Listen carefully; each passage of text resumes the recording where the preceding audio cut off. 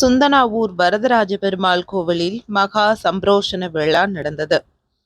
புதுக்கோட்டை மாவட்டம் ஆவுடையார் கோவில் அருகே சுந்தனாவூர் கிராமத்தில் உள்ள சுந்தரராஜ பெருமாள் என்கின்ற வரதராஜ பெருமாள் கோவில் கும்பாபிஷேகம் நடந்தது.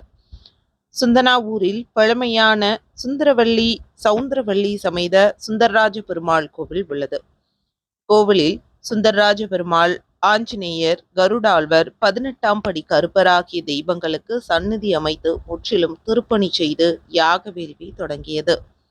யாக வேள்வியில் சகல புண்ணிய நதி தீர்த்தங்கள் சேகரித்து அணுக்கை, சுதர்சன ஹோமம், வாஸ்து பூஜை, சாந்தி ஹோமம், கங்கணம் கட்டுதல், பாலிகை பூஜை, காயத்ரி ஹோமம் செய்து யாகசாலையில் தீப ஆராதனை நடந்தது.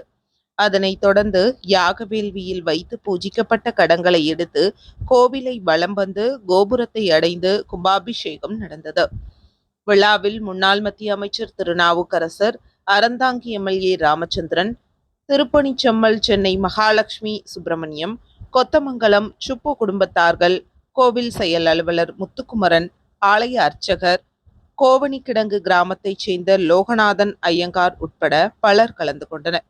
சர்வ சாதக பணிகளை 108 திவ்ய தேசங்களில் ஒன்றான திருவெள்ளரை கோவில் தலைமை அர்ச்சகர் சம்பிரோஷண திலகம், வினோத் பட்டர், ரமேஷ் பட்டர், அச்சுதன் பட்டர் ஆகியோர் செய்தனர்.